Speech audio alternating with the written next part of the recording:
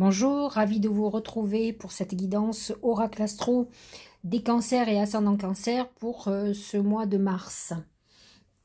Alors, qu'est-ce qu'il y a de nouveau? Alors, beaucoup de planètes en poisson sont dans votre maison 9, qui est la maison des voyages, de tout ce qui est spirituel, la philosophie, l'enseignement. Peut-être avez-vous envie ce mois-ci de reprendre des études, de vous former dans un domaine. En tout cas, on a envie d'apprendre. L'amas de planètes en Verseau sont positionnés dans votre maison 8, qui est la maison des héritages, de la sexualité et de la transformation dans sa globalité. Mercure est positionné en maison 8 jusqu'au 15 mars. Ensuite, il va passer en Poisson, qui est en harmonie avec vous et qui va toucher tout ce qui concerne l'enseignement, les formations, les écrits.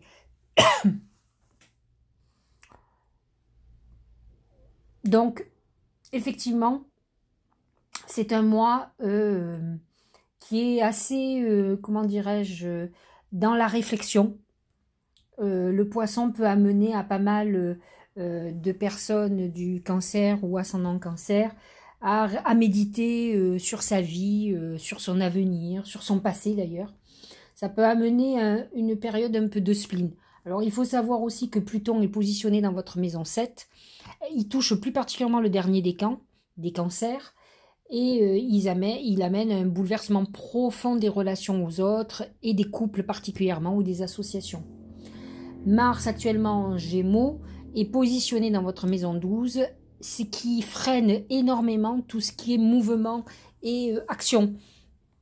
Donc vous allez vous sentir un peu frustré dans vos désirs, entre ce que vous aurez envie et ce que vous pourrez mettre en œuvre.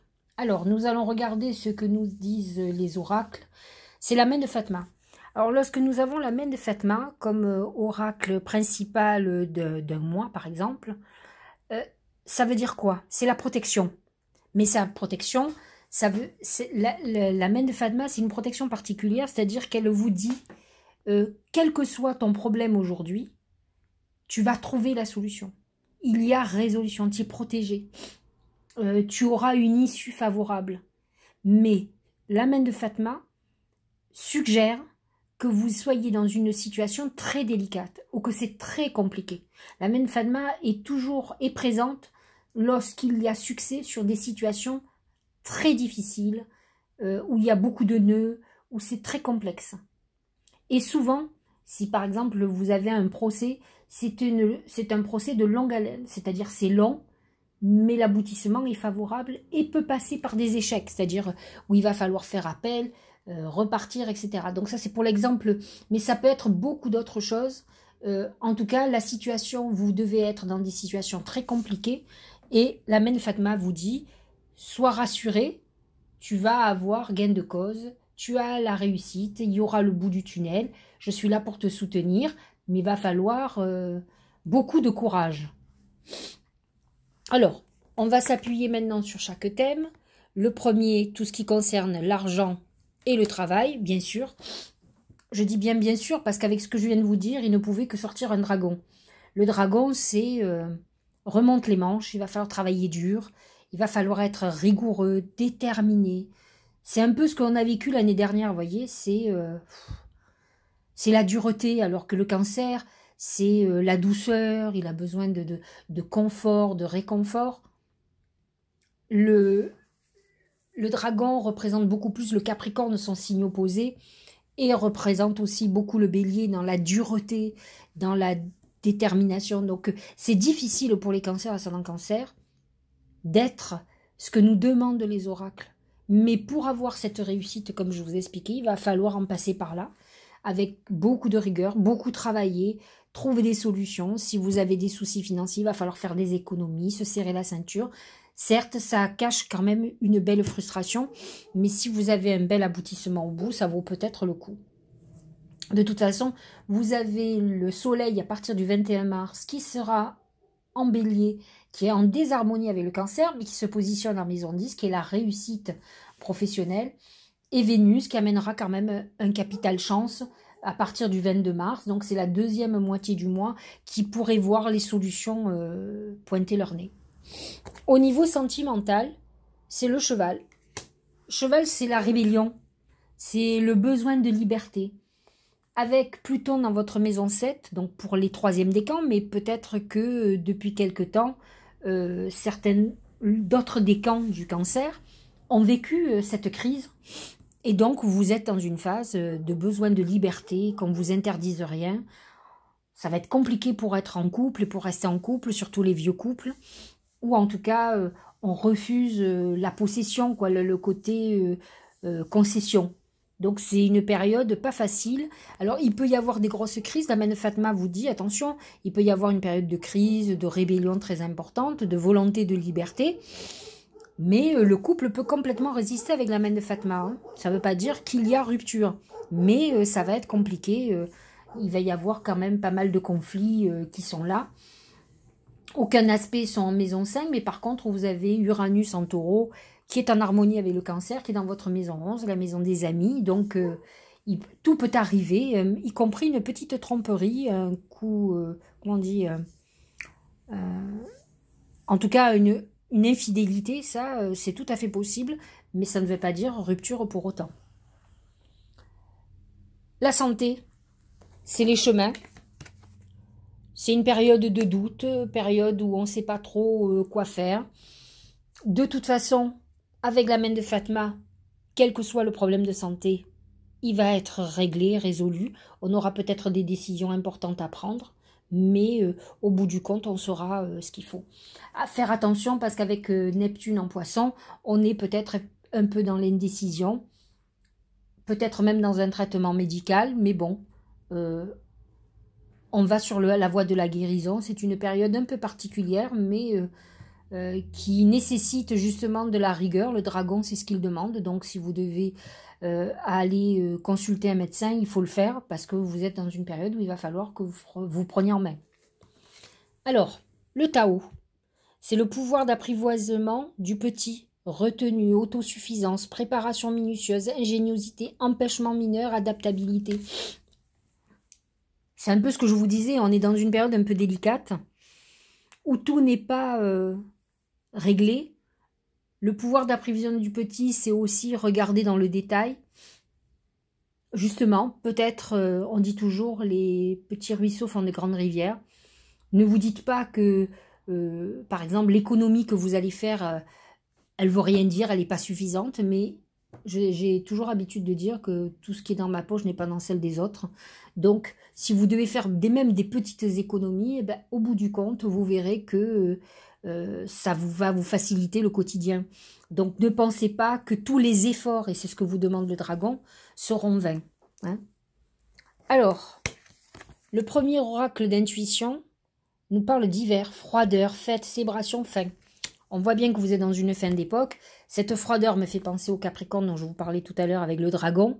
On est quand même dans une période où effectivement on aurait plutôt besoin de chaleur et là c'est un peu compliqué. On est dans cette phase où voilà, on est un peu à la peine, c'est compliqué, on est obligé de faire beaucoup d'efforts, de courber les chines et d'y aller quoi. Il va falloir beaucoup de courage et avancer. On n'est pas sorti, on n'est pas encore dans la phase comme on dirait de printemps. Donc ce mois-ci, on sent qu'il y a encore cette rigueur de l'hiver et on est encore dans une période d'introspection. On n'est pas encore cette phase où on voit le printemps pointer, où on a envie de sortir. Là, on est encore un peu enfermé sur nous-mêmes, dans une période difficile où on s'autoprotège. Donc on est dans ce confinement personnel qui n'est pas facile. La deuxième carte d'intuition, c'est le plongeon. Alors, moi, le plongeon, ça me fait penser beaucoup à plusieurs choses. Alors, qu'est-ce que dit la carte? Courage et lancez-vous. Une réalité pleine de promesses vous attend. Le plongeon, c'est aussi cette phase que je dis où on plonge dans notre émotionnel, au plus profond de nous-mêmes, un peu comme si on était dans le ventre de la mer, où on a besoin d'être en autoprotection. C'est un peu ça, vous êtes dans cette phase-là parce que vous devez courber les chines et avancer, peut-être beaucoup travailler, régler beaucoup de choses. C'est pas joyeux, donc c'est compliqué. Maintenant, on nous dit qu'il faut du courage, il va falloir que vous vous lanciez, que vous osiez avancer. C'est important. Ça, la libération va venir. Donc il va y avoir des moments de frustration. Rappelez-vous que vous avez la main Fatma au-dessus et qui vous protège sur ce chemin qui est un peu difficile. Que nous dit la déesse? C'est la déesse du clair de lune pour l'oracle de Gaïa. Émotion refoulée, guérison, reflet, c'est un peu ce que je vous disais. C'est la lune qui est votre astre. Elle vous dit, voilà, tu es dans une phase où les émotions remontent. Tu dois te guérir, tu dois te libérer de tout ce qui te fait souffrir, parce qu'il va falloir, parce que c'est une période délicate dans le sens où il faut effectivement travailler sur soi, sur ses émotions, il faut guérir, et de notre côté, il faut y aller, il faut avancer. Donc c'est un peu comme si je vous disais, il faut que vous restiez enfermé chez vous, mais il faut sortir tous les jours. C'est la même chose. Il va falloir travailler, régler tout ce qu'il y a à régler. On parle de matériel là, hein. Et émotionnellement, régler en même temps tout ce qui est émotionnel. Et quand on est dans cette phase émotionnelle, on n'a pas envie de bosser, ça c'est sûr. Comme on n'a pas envie de donner le coup du collier. Et pourtant, c'est ce qu'on vous demande. On vous demande de tout faire en même temps. Donc c'est voilà, c'est un mois un peu difficile. La Mène Fatma annonce des meilleurs moments. Je pense qu'à partir du 21 même, quand même si le bélier est en désharmonie avec votre signe, vous allez commencer à souffler. Vous allez voir que vous allez commencer à avancer, mais là, vous aurez l'impression de faire du surplace, alors qu'il va falloir que vous redoubliez d'efforts.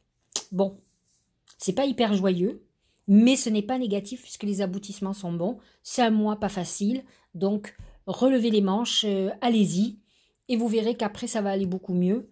Essayez de régler ce qui vous fait de la peine. Nous avons une nouvelle lune le 13 mars, qui est une lune de guérison, où vous devez régler pour pouvoir faire vos vœux à la nouvelle lune. Et il faut remplir cette nouvelle lune qui est très importante, sa dernière du cycle zodiacal.